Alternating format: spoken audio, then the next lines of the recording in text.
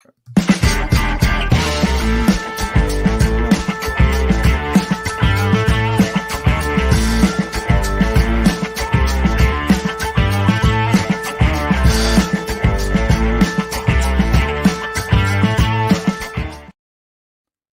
up, Desktopers? Xavier Wills here for Desktop Bodybuilding once again, and this is the first interview of our Olympia series, and I have the one and only Chad Nicholls, the coach, the man who coached, I think, 20 Olympia titles, which is insane. You had Ronnie Coleman with 8. You've got, obviously, the run of Big Ramy right now. Your wife as well, who won the Olympia, so absolutely crazy. I'm pleased to welcome you to the show.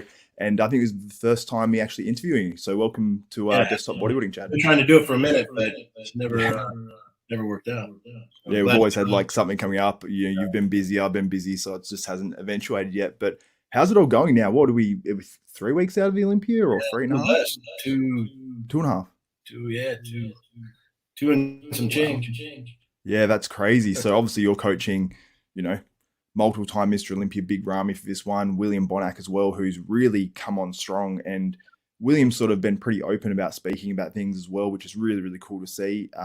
Speaking about, he's not obviously mentioning any specific coaches or anything, but what he's doing now is different to what he's done in the past, and sort of shows him the results he's been getting and all that. So I want to firstly, how have you been going with everything? Because I know you said you had a few health things and stuff like that, which I don't know if you go into or whatever. But a lot of people don't know. I've been kind of sick for a couple of years now, dealing with a blood infection that originated from a spider bite. And it was kind of a weird scenario. I've been septic twice in the last year. So kind of balancing on the verge of death twice. Wow. So it's scary, but I'm starting every day a little better, still dealing with pain and some things from the septic stuff. So it is what it is. I'm kind of getting used to it. Yeah, for sure. And that's got to almost change your perspective on life as well, because I think when obviously like trying things and life-threatening things happen, it's got to change your perspective. And obviously you being a father and with everything you have going on. So how did that change, I suppose, your outlook on life and how you... It did, because it showed that something can happen just like that. It was kind of a fluke thing. I got bit by a spider. And it's kind of weird. We have one kind of bad poisonous spider here called the brown recluse. And it kind of bit me when we were moving some wood around, bit me on the stomach. And it will rot away basically the flesh, but it was a weird thing. It kind of ended up with an infection that kind of spread with the venom through my abdomen. And then at the same time, I had been training heavy, and I had a back injury. And so I was going to the chiropractor and getting all this kind of acupuncture done and all this kind of stuff. And come to find out, it was actually the infection that had settled on T1, 2, and 3 of my spine. And it had built like an encapsulation, a rind over it. And it had been there for over a year. And so it kind of eroded away my spine. And we got a Theragun around Christmas. This has been a couple of years ago. And so I used it on my back, which blew apart the infection, spread it throughout my body. And it was the craziest thing. I just kept, it was during the time of COVID. And so I'm blaming everything on COVID. I thought they had this stuff called COVID long hauler and stuff. And it was like all this stuff was kind of seemed related, but it was kind of different. And then I just started getting sicker and sicker and ended up having 11 pounds of infection drained out of my neck and back of my head. I was in congestive heart failure when I went in. One of my lungs had collapsed. My kidneys had stopped working. So I was literally dead. The only thing I can remember is the doctor was standing there and they're like, what, how is he still alive? And they're like, have you ever seen anything like this? And the doctor's like, not in a living human being, no. And I was like, it's the only thing I can remember of being, like when they rushed me into the emergency room and started like plugging shit up and on me and everything. That's the only memory I actually have.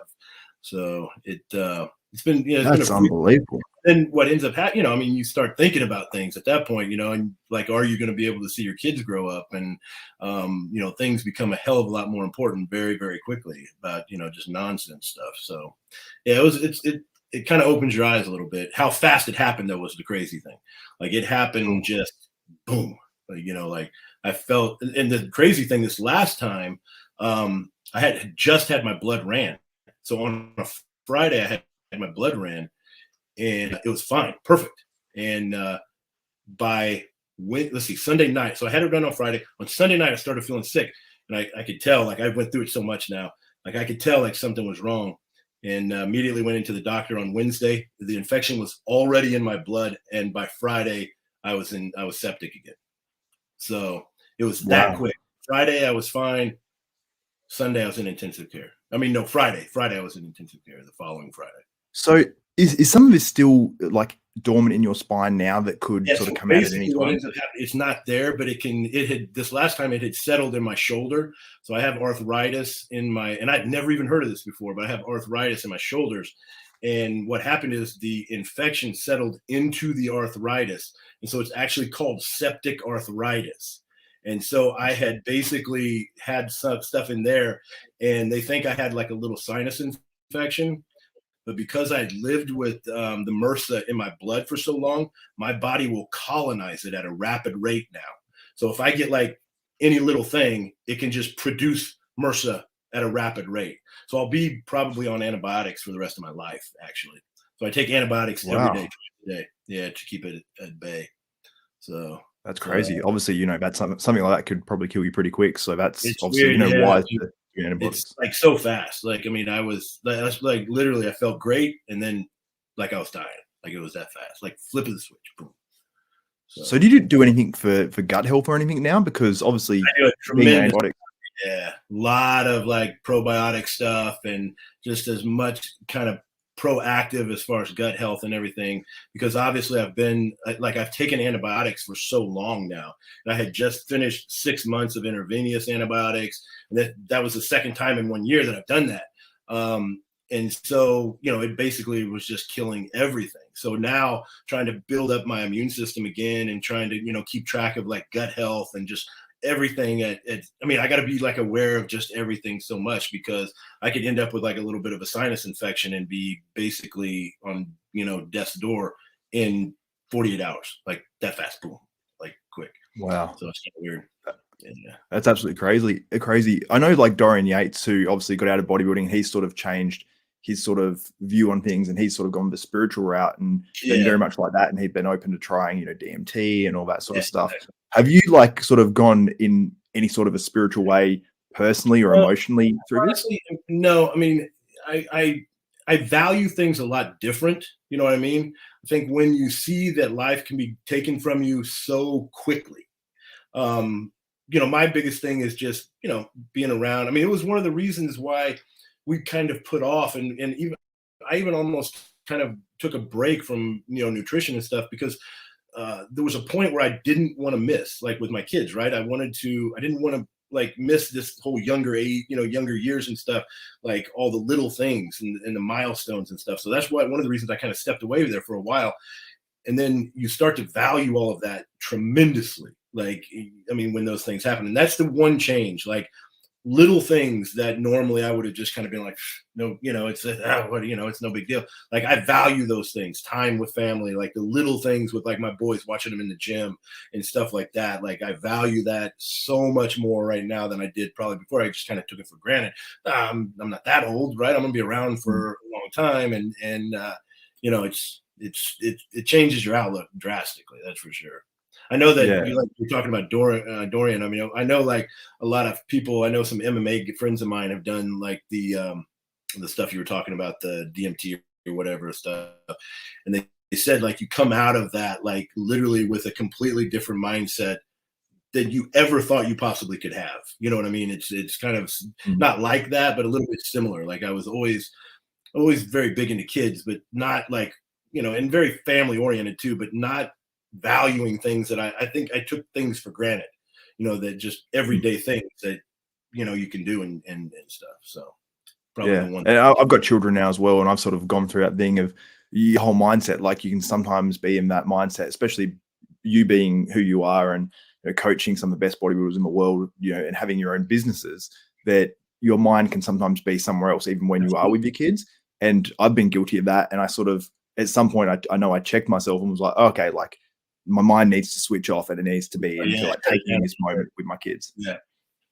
So yeah, I think it's cool, and it's almost like sometimes it's a good wake up call when you do go through something. Obviously, you don't want to go through what you've gone through, but no, I definitely don't want to go through it anymore. But it's one of those things where just realizing that how precious little things are, and just things that, like I said, that I took for granted, just little things like going to the gym, with the kids and stuff. Like I value that so much, so much anyway. But like now I'm like, it's just like one of the best parts of my day, actually. It's kind of like an unwinding point. Yeah, for sure. And your sons, is it your sons or you got 2 sons, don't you? Yep. They are absolutely ridiculous for their age. They don't look their age. They look it's crazy. Way older than they are. So tell us a little bit about them, because which son is this? Because it says back when I was in high school, I benched 500 as a sophomore. And that's basically, that's your son benching a ridiculous amount of 500 Yeah, pounds. that's my 16-year-old. And it's crazy. Like, this is 500. He just PR'd this last Sunday at 515. So he hit 515. Wow. But it's something that he's always, like, his pressing movements are insane. Like, he's always been ridiculous. Both of the kids, though, started very early. Both of my boys started training at 8. So we put them in the gym at 8 years old. Very much like we took the first year and instilled like basic like things, within the gym, movements and just little things, and built like just some base strength off of all core movements, taught them like proper technique and all this kind of stuff. And then when we kind of really went and pushed things a little bit and like let them kind of push some weight a little bit, it was like already there, and it just like boom. And like I said, this one, like his strength is just like nothing I've ever seen. I've been around some of the like best bodybuilders in the world, and I've never seen like just pure raw power ever. And ever, like he was at a very young age. Like, I mean, even like the first year he was born, he like pushed up on Kim's chest. Like literally within days, like pushed up.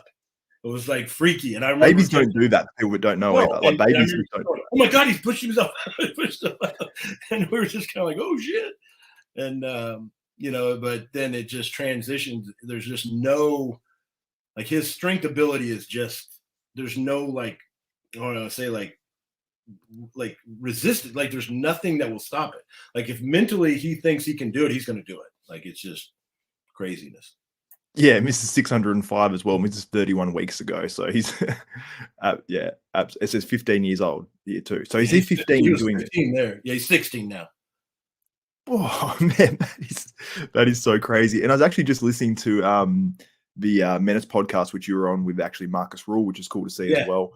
And you were actually discussing your son and everything on there as well. And I actually was going to make a little video on this, because like a little shorts video, one of those Instagram reels, basically, because you said your son had, what was it, 980 testosterone. We tested his testosterone. Well, he went through puberty at a very young age. So in the 2nd grade, I remember him coming home. I didn't even think anything about it.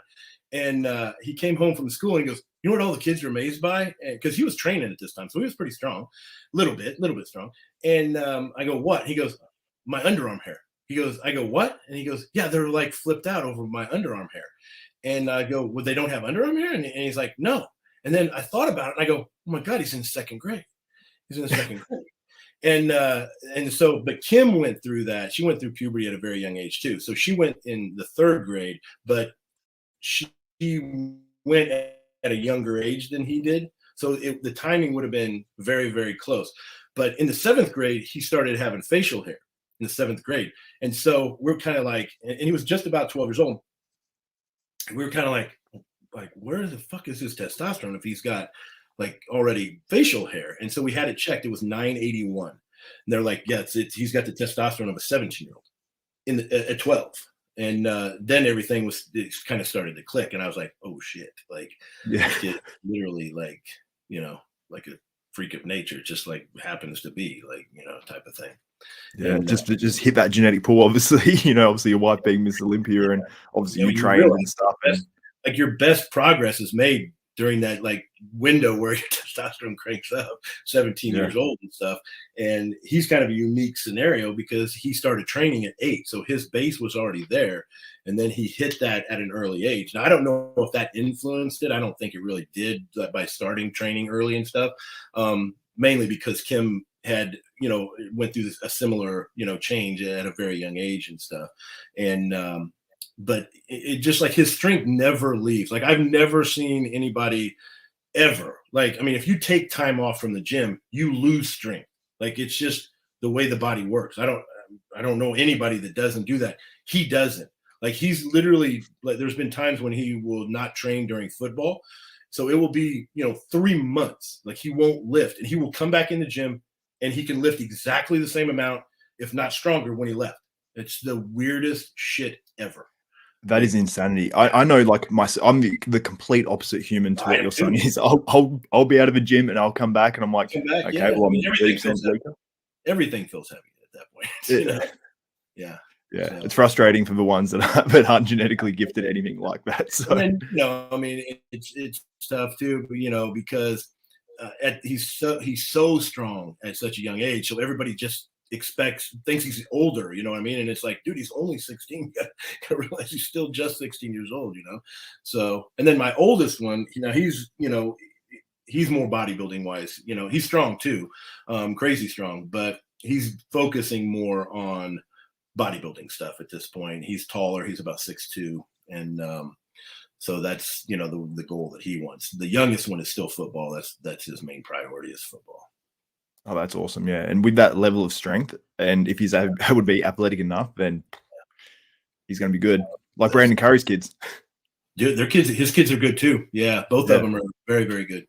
Yeah. Yeah. I can't wait to see, obviously, when your kids and his kids grow up even more so and see what happens, like in terms of what they go into, whether it's bodybuilding, whether it's they football, play actually, I think his kid's a middle linebacker and a running back also. I think they play the same position actually.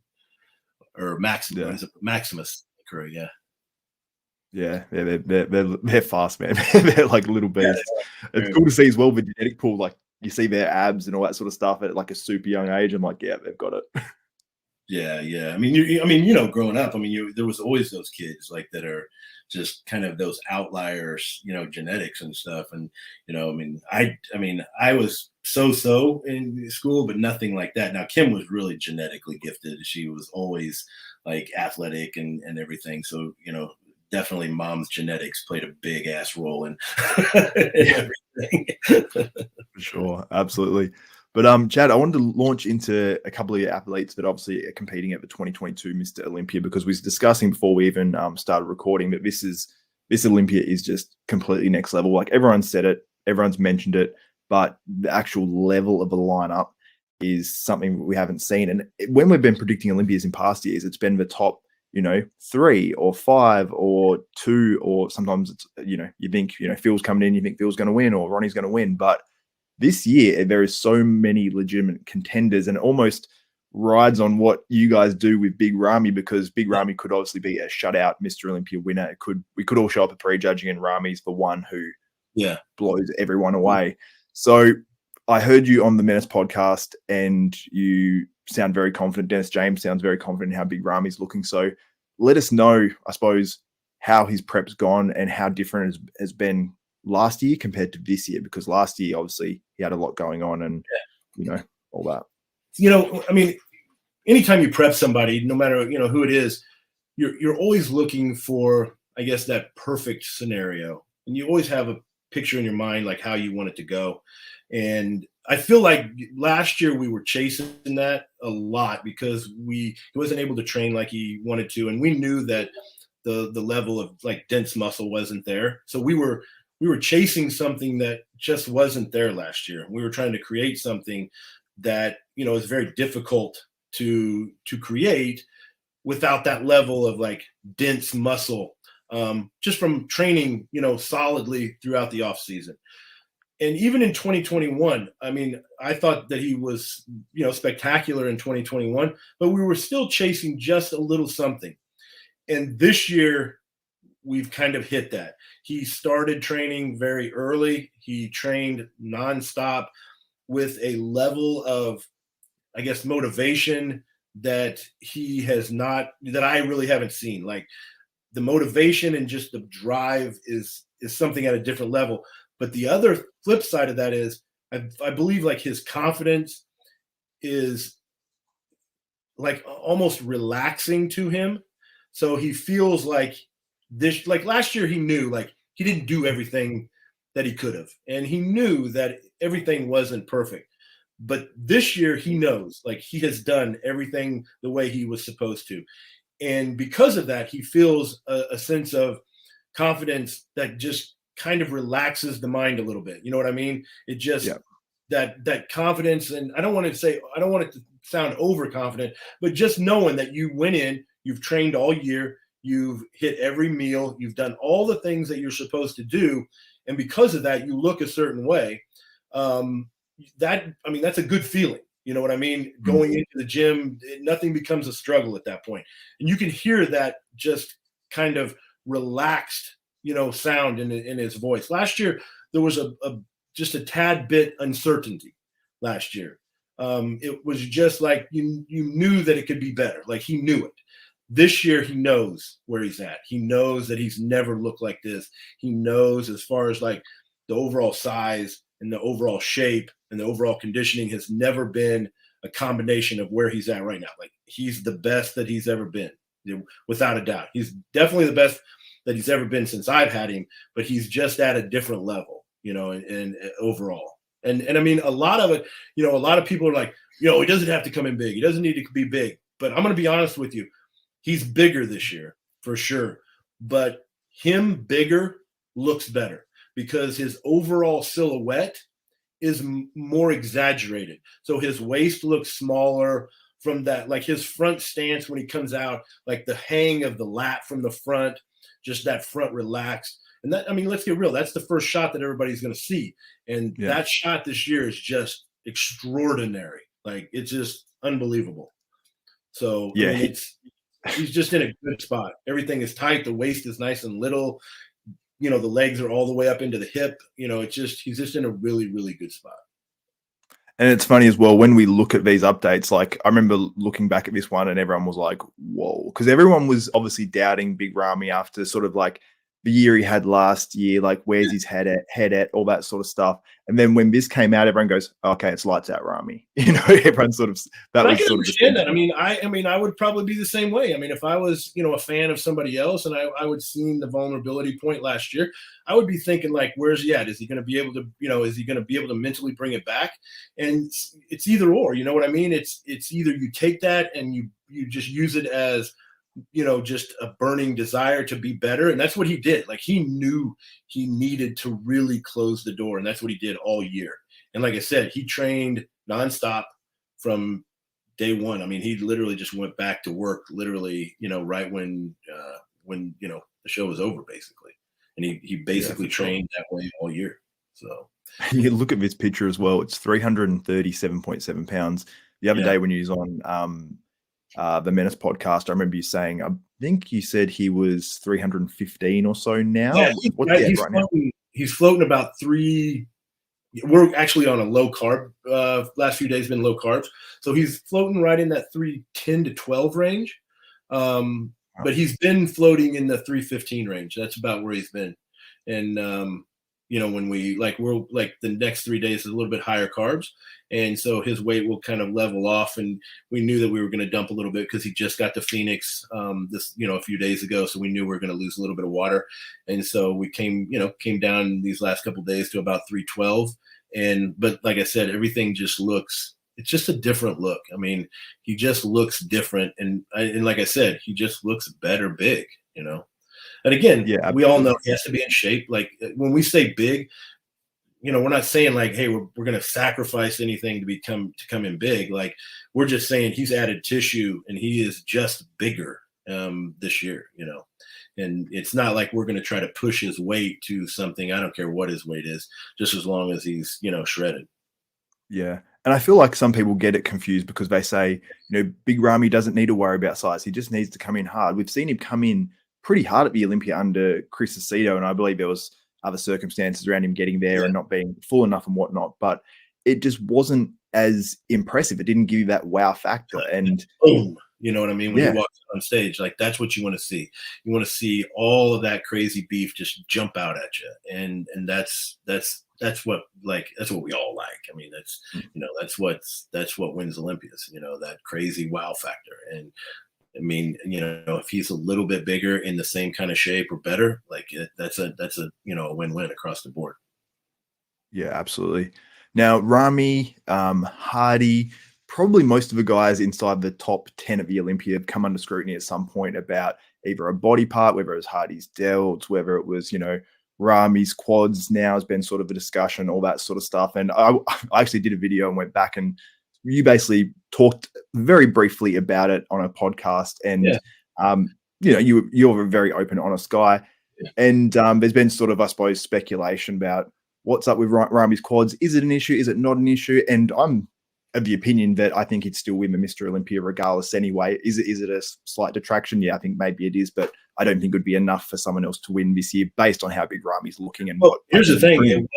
It wasn't like it's a new thing though. You know what I mean? Like, I mean, those indentions in the quad have been there for years. I mean, he's had them the last 2 years that he won, same exact thing. You know, they have a little bit of an indention to him the bigger he is, like in the off season, but then when you dry him out, they look like just a little like a little notch or something. You know, and it's something that does it detour from the physique? Not really. You know what I mean? If it was something that was like a glaring flaw or something, then it would be a big issue, but it's not. You know, I mean, if you look at, I believe what I was going to say is, I mean, people have certain things. I mean, if you look at Bumstead, like he on his quad and one hamstring, like he has these big knots. Like if you look at his quad, I mean, you can tell like it's the way, like he's had a little bit of an injury there, it looks like. And the way the muscle heals, it either like almost scarred over, almost like a keloid type scarring or something. But you can tell it's like a giant knot on the one quad and a knot on the hamstring. It's just, does it take away from the physique? No, most people probably don't even notice it. You know, it's not even something that's probably going to be that noticeable. And if you look at Ramy, I think people are like nitpicking because this is the third year. And so you always start to root kind of, want the underdog to win or, same as Ronnie. Yes, Ronnie was exactly the same way. I mean, I don't know how many people, it was his stomach and it was this and it was that. And that's when I got into bodybuilding, Chad, and I was the biggest Jay fan ever because he was the underdog. You want to see, like, once Ronnie's won so many times, I was like, 2005, I think was the first year I followed it. And I remember being on the forums and just clicking refresh every couple of minutes to get the results of people watching it. Yeah. I couldn't watch it in Australia. I just refresh. I'm like, Jay. And everyone's like, Ronnie won again. And I was like, damn, I was like supporting against Ronnie, but not because I didn't like Ronnie. It was literally just because you want to support the underdog. That's just the nature of it. You know what I mean? And like all the, the Jay fans and all that, they were just, they were obviously going to do that. They want to see their guy win. And I mean, there's nothing wrong with that. I mean, it makes for good, good things, makes for people good things to talk about. And that's why there's podcasts and all kinds of stuff, but at the end of the day, it drives, I don't care what anybody says. If you look at the battle that Ronnie and Jay put up and all of this kind of back and forth and the fans getting behind Jay and all this kind of stuff, if you don't think that helped drive Ronnie to be better, like, listen, Ronnie needed Jay, just like Jay needed Ronnie. I mean, they needed each other to create this whole, kind of image and thing that everybody will remember. Like, it's one of the greatest battles in bodybuilding history. They needed each other to do that. And I mean, it's a good thing. It's a good thing for the sport. I mean, that's why I think this year is so exciting because there's so many battles. I mean, you look at first place, but I mean, even beyond that, I mean, there's so many possible battles that it's just unbelievable. And I think that's why everybody's so excited, Yeah, I want to even do a YouTube short. I was actually going to do it today, but where I'm doing this interview, and it's basically to say it's a make or break Olympia is not really true because these guys, if they miss it and come 10th, they're still going to be able to come back next year. But really, in reality of guys, this is really going to be sort of a ranking Olympia. So wherever you place, it's going to be like, well, are you top 10? This is one of the Olympias that could catapult a career. Like, I mean, if you have a guy that's just kind of been floating there and all of a sudden he comes in and smashes it at this Olympia, it could set him up for the next, X amount of years as the main contender in this group, and it's been a very solid group, for the last few years. And, even the same, at the beginning, like even when Ronnie was there. I mean, if you look at that group, man, that top 6 group is a tough group. This top 6 group that we have right now is a very tough group. And to break into that group is tough. It's going to be tough to do because all of these guys are good. They're all good. Yeah, and one guy that's on the cusp of it last year, right? I think he placed 6th place. It's William Bonac, and you've been working with him since pretty much before the Arnold Classic this coming year, and he's spoken very highly of you, very highly about how he's looking himself as well in terms of it being, his biggest yet. And it seems like he's back in that sort of same form, and with his age and all that sort of stuff, I think he's sort of even realized by the way he's spoken that this is his sort of, the next couple of years and being a dad and all that sort of stuff. This is his sort of last big push. And it seems like this is, for more than anyone, maybe this Olympia is a make or break for William Bonac. So give us some info about last year versus this year's Olympia. Obviously, you didn't work with him last year, but where he was at there compared to where he's at now, and how's his prep gone? I think that, last year, I think it was one of those points where things just didn't click perfect for him. He wasn't at the top of his game. He was a little smaller, obviously. And I think things just didn't kind of go, in his favor, I guess. When we and William got together, I mean, we clicked really fast. Like, he's such a great guy, and we just got along really well. But the thing is, like, I had seen William compete a lot. I'd seen him compete several times, obviously in person at the Olympia and stuff for the last few years. And so I knew his physique pretty well, but not, not like the ins and outs of it. But I felt like I, had an image of where his physique could potentially go. And then the more I started talking to him and found out what he was doing and the direction that I wanted to take things, I knew, like, man, this is going to be a big change for him. There's going to be a lot of, like, a lot of different structure as far as the off season goes and food and all of this kind of stuff. And, so instantly I was kind of like, oh shit, like this is going to be interesting to see how he progresses. And then even at the Arnold, just seeing how his body responded to, like, the last week or whatever was really positive, because his body responds so easily. And he's not a super tall guy, so little things you notice, on his physique. And then, as his body started, climbing, we had kind of a goal of, a certain weight. We wanted to hit 120 kg in the off season. And William's like, I've never been that heavy in my life. And I go, I'm going to tell you, your body will go there. It'll go there for sure. Because I had seen, even during the carb loading process, that he went up into like 111, 112. And I'm like, man, I'm telling you, you're going to go there, and it's going to be a solid 120 kg. And he did, and it was tough because, like, I'm big on food, like a lot of food and consistent food. And he wasn't like a big eater in the off season as far as, structure, as far as that goes. And everything was very, very, like, to the point. Got to do this, got to do this, got to do this. And I think those things were a little bit different as far as, what he had done in the past. And because of that, his body just, boom, it was such a change, shock to the system, boom. And he just exploded. And I mean, he looks unbelievable right now. Like, when you see him, obviously I'm kind of lucky because I can see Ramy too. But I mean, otherwise, like, if I would be looking at William, be thinking, like, how the hell could anybody beat him? Like, he looks that good. I mean, it's unbelievable, and it's the same as kind of it was when I was going back and forth with, like Ronnie and Flex and all these guys, because, I seriously would walk out of a room thinking, how can that be beaten? And then I'd walk into Ronnie's room, I'd be like, oh shit, how could that be beaten? Then I walk into Flex's room, I'd be like, oh shit, and it's kind of a very similar dynamic to that, and that, like, excites me. That brings back a lot of, like, excitement for me, and this is probably the most excited I've been to be at an Olympia in years, like, absolutely. Sometimes it just becomes like one of those another work job, like a trip for me.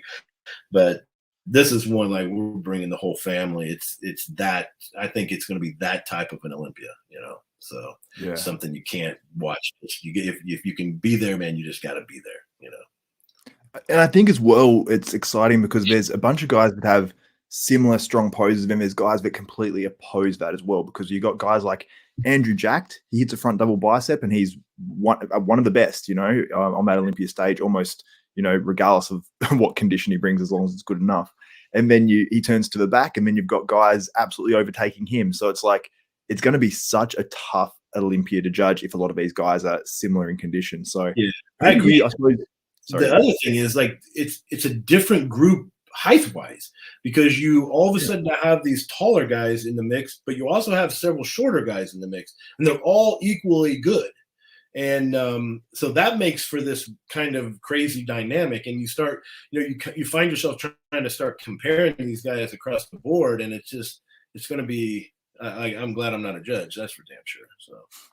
Absolutely. And a lot of people say when you've got, a bunch of tall guys in a row, because we saw it at, I think it was the Texas Pro, where we had guys like Quentin Araya, Steve Kuklo, trying to think who else was there as well. A whole bunch of really good, Andrew Jack, obviously, a bunch of good tall guys. And then you had Martin Fitzwater and Kamal, and it was tough to judge, because it's like, who do you put where? Because Kamal has such great quality and density and all that, but does that beat the structure? And it's really does come down to, I suppose, how the judges judge it, and you can make a case for any guys. So it's going to to be great in terms of the guys immediately end up with this wow factor on stage. You know what I mean? Like Gunther was like that. Like, he walked out and you're like, oh shit, like, because he was 6'3" and 300 pounds, and he walked out on stage, and it was such, he had that blonde hair and tan skin, and boom, it's just like wow, and I think that's the thing. Andrew Jack kind of has a very like, wow, well, the minute you see him. And again, I haven't seen him in person, but that's what I'm like really looking forward to, because again, height, he's got that crazy core, like you said, that front double shot. Like, he looks unbelievable just when he comes out, just in his front relaxed. That initial look at him, I think, is going to be key. And I mean, but again, you got Crizzo, who's another one that's tall, Duda, is another one. I mean, you've got several guys that match up height wise, and the comparisons of those guys are going to be very interesting. And then you look at some like thickly muscled smaller guys, and you've got Hottie, you've got William, you've got Walker. I mean, you've got some monsters walking around that can match those taller guys pound for pound, like literally match them with every ounce of muscle they need to. So that's the thing that's going to be interesting. And I think it will come down to a bit of a conditioning battle. I think that's where, I mean, there's just not enough room for error. Like when you start comparing these guys, it is so close that there's just like, somebody's not going to be able to turn around to the back and be a little bit off. Like, they're just not going to be, because they're going to get exposed instantly. It's just, and I mean, it's all it will take is to move, a spot or two down. And as those guys continue to battle, it's going to be interesting. Absolutely. And William is one of these guys. I've mentioned it several times on this channel before, but I saw him in person against Sean Roden at I believe it was the first year of the Arnold Classic, or the last year of when it was called the Australian Pro. And I was watching it, I was one of the front rows, and I think I was the front row, and I had Chris Aceto and Neil Hill yelling behind me, going absolutely nuts for their athletes, which was really cool as well, because you'd hear every single thing I was saying, going nuts. It's yours, William, it's yours. And I was like, is William Bonac actually this good? Like, I was like looking at him going, he could beat Sean Roden here. It was like his breakout show into the open. And just in person, when I look back at the photos, I went, okay, photos, I say Sean Roden. In person, I was like, probably had William. He's the guy you have to see in person, I think, because he is impressive in pictures, but you don't understand like the thickly muscled, like it's so insane. Like, it's just like, and it takes a lot to impress me, because like I said, I've seen some of the best bodies in the world, but William is so thickly dense, like through the chest and arms, and it's just so crazy looking. The muscle bellies are just completely like fucking bulged out like every direction. Like, it's so insane. And again, like when you see him in person, it's just crazy. Like it like the pictures just never do him justice. It's like, you're like, there's a couple of shots of him like on stage, and they're like the most muscular, and you're like, pound for pound, like, is there really anybody any bigger than him? Like, pound for pound, skeletal structure, like muscled, like on the bone, like how, I mean, there isn't too many people that size, Yeah, and that's one thing I'm wondering, William Bonac and even Hardy Chupin as well, whether they can come in with that crazy level of maybe would say like density, conditioning, and just that grainy, muscle pushing against the skin look. Yeah. I'm think wondering that if that could be something that could shock the lineup as well and maybe I place think ahead that of some of those these two tall guys guys. will be. I honestly believe that those two guys will be two of the hardest guys in the show. Like I truly believe. Yeah, Hadi and William will probably be two of the hardest guys in the show. So I wanted to ask you as well, who do you believe, obviously, you know, take maybe your William Bonac hat off as well for this question, but who do you believe is the biggest threat to Ramy outside of William Bonac, just say? You know, it's hard to say. I mean, it's one of those things where Ramy is very, very tough to beat because he's the reigning champ and he's so big. And so you have to play a different game. I mean, to even battle him, to even go up against him and end up second, you know, I mean, you can't really play his game. You know, I mean, if you do, you're going to lose. And so you know, for somebody to battle him, they're going to have to show something different. They're going to have to show a conditioning that somebody, you know, that the rest of the people don't have. They're going to have to show like structure, presentation. Like they're going to have everything on point. That's different. Like that's just it. You know what I mean? I don't know if there's, you know, truly, you know, I mean, it will take somebody like a William or a maybe a Nick Walker or something completely different that is just freaky compact muscle and just, you know, it's going to take something like that to even battle for him, you know, for the, you know, for the mix. Like it's going to take somebody different, you know, in my opinion. You know, like I like Brandon, but you know, we've seen Brandon and, you know, structurally he's very, very good. But is that enough to dethrone a champion? Like, you know, I mean, there's a lot of structural, you know, great guys. I mean, is it enough? You know, it's not going to be enough. He's going to have a comparable, you know, muscle, you know, size. He's going to have superior conditioning to go with all of that. And everybody will, you know, I mean, it doesn't matter. Like they're going to have to match something, you know, to get in the mix and to even have a chance at battling. So. Yeah. And the only way I've mentioned this in videos as well, and I say it to everyone, like the only way I think Ramy can lose it is if the conditioning is missed. There's some sort of issue. Right now, I mean, he's in the driver's seat. He's in the driver's seat, and I mean, you know, he's battling him right now, trying to outdo him. And I mean, as long as that's done, he will be very, very tough. I'm not saying that, you know, we've seen crazy things happening, and I think that we could see some guys pushing. I think that we will definitely see some guys pushing. But I think that's why, you know, I think he knew that, and I think that's why he, you know, made sure that he literally put, you know, every ounce of energy into the show. I mean, he knew like this was not going to be an easy show. Too many young guys out there gunning, you know, and so he knew that he was going to have to be the best he's ever been, you know.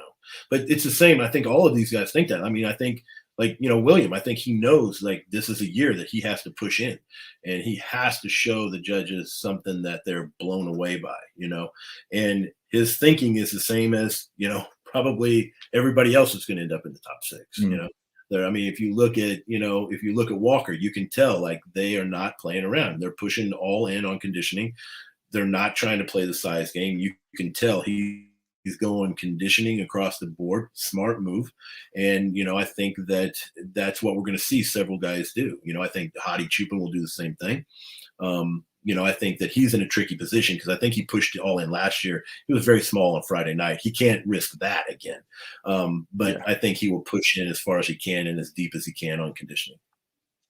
Yeah. And the narrative is so insane for so many of these guys. And that's what I love about it, because I feel like they're all going to be trying to bring their best. Like Brandon, I think this is the longest he's been out in Kuwait since I've seen Brandon. He looks good. You know, I mean, I've seen him. He looks good. I think he is a little bit bigger, maybe. You know, I think his issue has always been conditioning. So, you know, if they push in on that, I think he will be right in the mix. You know, and I mean, he hasn't been out of the mix for I don't know. So you got to bet he's going to be in there. But there's a bunch of guys. You know, I mean, obviously they all have narratives. You know, I mean, you got Hunter Labrada. Look. I mean, I think he looks phenomenal. You know, I mean, obviously you got Walker. You've got, Andrew jacked. I think that Crizzo will surprise some people. I think people think that he's not going to be in that mix, but I'm telling you, he could be in that mix. He's that good.